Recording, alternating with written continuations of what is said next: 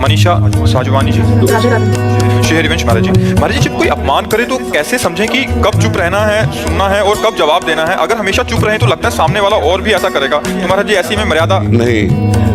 भगवान शंकर कह रहे हैं, अपने कर्म जाए अपकारी, उमा क्षमा सापहुते भारी। अगर हम किसी को क्षमा कर देते हैं तो हमारी क्षमा उसके ऊपर सांप से भी ज्यादा दंड देने वाली बन जाएगी। अगर हम चुप हो जाते हैं तो मालिक हिसाब करता है, और जब हम हिसाब करते हैं तो फंस जाते हैं। वैसे कोशिश करें, जब हमारा कोई अपमान करे तो हमें सहकर वहां से चल देना चाहिए, हिसाब भगवान के ऊपर छोड़ देना चाहिए। गंभीर रहो, प्रभु से भी प्रार्थना मत करो दुख मिटा दो, नहीं। जो दुख आएगा सहने की सामर्थ्य दो। हमें आपसे सिर्फ आपका भजन चाहिए, मैं आपको भूलूं नहीं, निरंतर आपका सुमिरन चलता रहे, बस। इससे जो लाभ मिलेगा वो ये प्रार्थना करते हैं कि हमारा ये दुख मिटा दो, फिर दूसरा दुख आएगा। ये कब तक भिखमंगापना चलता रहेगा?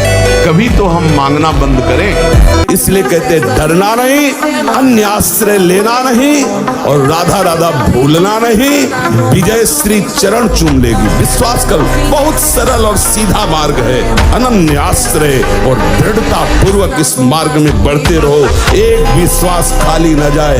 ब्रह्मचर्य अत्यंत आवश्यक है।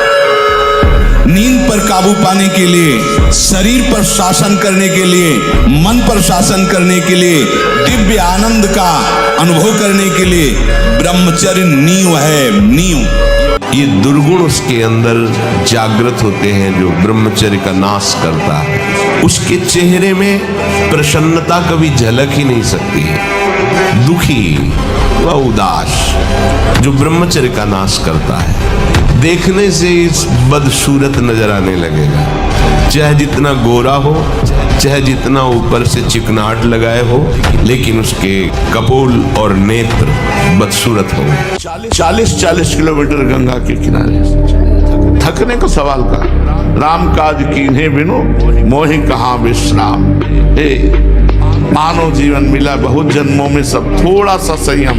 ब्रह्मचर्य नष्ट हुआ तो सब इंद्रिया मन तुम्हें अधीन कर लेंगे, गुलाम बना लेंगे। ये शरीर का राजा है, राजा घायल हुआ तो सब सैनिक बंदी बना लिए जाते हैं।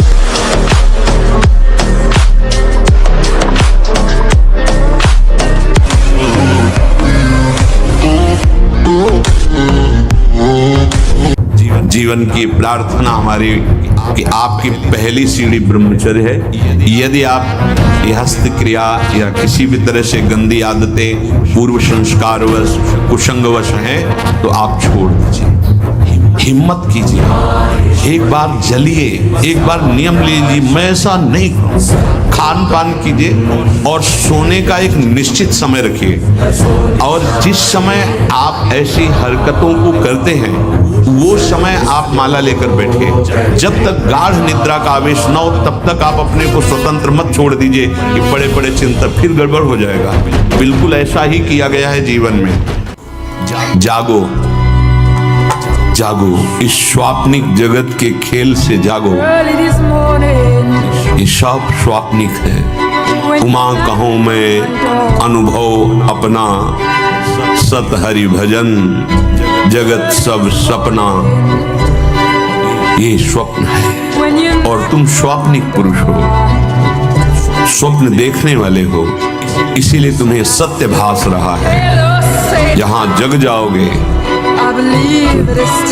ये पूरी सृष्टि जो तुम्हें जड़ चैतन्य गुण दोष में दिखाई दे रही, ये है ही नहीं। जैसे स्वप्न में देखा हुआ पूरा का पूरा स्वप्न कुछ भी सत्य नहीं, कुछ भी।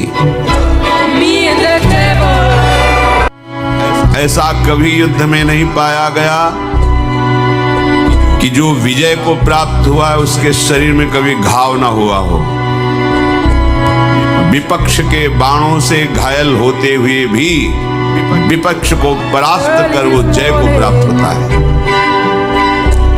ऐसे ही प्रत्येक साधक भगवत मार्ग में आचार्य वाणी, गुरु आश्रय, आराध्य देव की कृपा का बल लेकर के माया के इन बलवान पार्षदों को, इनके वेगों को परास्त करता है। ऐसा नहीं कि जब से शरणागत हुआ तब से उसके द्वारा विजय ही विजय हुई, नहीं। बहुत बार जो महापुरुष भी बन गए हैं वो भी इनकी चोट से घायल हुए हैं। ब्रह्मचर्य हानि से सबसे बड़ी हानि होती है वो स्मृति पे फर्क डालता है, शरीर में प्रमाद पैदा करता है, आलस्य, सोने का मन करता है, कमर, घुटने, इनमें दर्द शुरू हो जाता है, बहुत खाने की प्रवृत्ति या बिल्कुल न खाने की प्रवृत्ति, मतलब जीवन को बर्बाद करने के लिए भी पूरा है। ब्रह्मचर्य ऐसा कैसे हो सकता है? बल है ना, अध्यात्म बल, शारीरिक बल की बात नहीं कहते। ऐसा कैसे हो सकता है? यदि एक बार ऐसा हुआ तो 1000 बार मैं प्रयास करूंगा और इस पर विजय। वो मतलब जिद्दी स्वभाव, एक निष्ठा उसी से आती है, उसी से। ये जो संत महात्मा बड़े बड़े कष्टों को रौंद करके वो मेन पावर।